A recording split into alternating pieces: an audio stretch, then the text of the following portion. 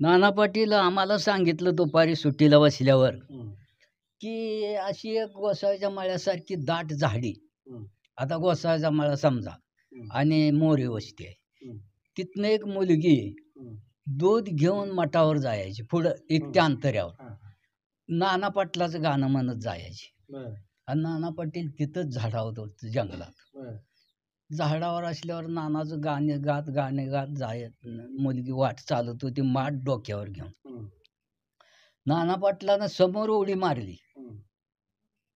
समोर उडी मारल्यावर ती गडी तसा दिसला. त्या मुलीला काय वाटलं असेल, मुलगी घाबरली आणि घाबरून शिना काय म्हणली, माझ्या नानालाच सांगेन. हा, तुला हे करायला लागला वळवळ तर नानाला, माझ्या नानाला सांगेन. नाना पाटलाला हा, तिला काय माय.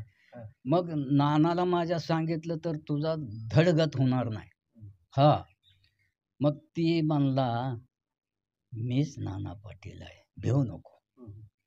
तुला मुलगा किती आहे, तर मुलगा एक आहे म्हणली. नवीन मुलगी, मुलगा एक आहे.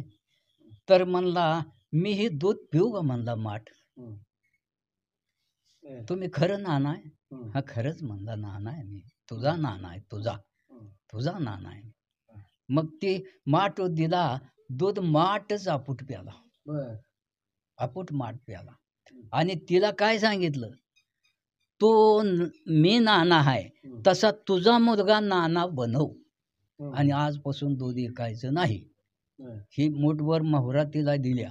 एक मूठ जशा सायकलीला गोळ्या द्या ना तशा गोळ्या, म्हणजे मोहरा, एक मूठ मोहरा दिला. हिचं तुझं आयुष्य चांगलं होणार आहे आणि नाना तुझा मुलगा बनव. हा, असा नाना पाटील कसा होता माहित आहे.